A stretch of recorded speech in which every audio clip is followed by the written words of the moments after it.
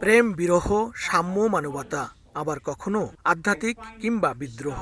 কবি নজরুলকে যেভাবেই চিত্রায়িত করা হোক না কেন, পরাধীনতার শৃঙ্খল ভাঙার সংগ্রামী সাহিত্যকর্মের দৃষ্টিতে তিনি ছিলেন স্বাধীনতার কবি। যুক্তরাষ্ট্রের ক্যালিফোর্নিয়ায় বাংলাদেশের জাতীয় কবিকে নিয়ে হয়ে গেল গবেষণা অনুষ্ঠান।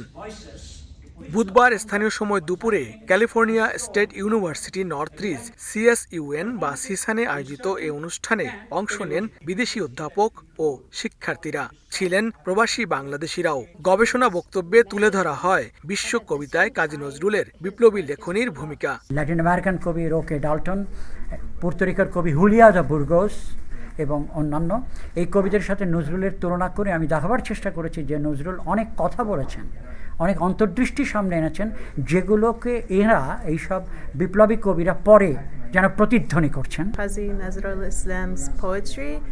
এই অনুষ্ঠান আয়োজন করেছি শিক্ষার্থীদের কাজী নজরুল ইসলামের কবিতা এবং বিশ্বজুড়ে বিপ্লবী আন্দোলনের ওপর এর প্রভাব সম্পর্কে শেখানোর জন্য।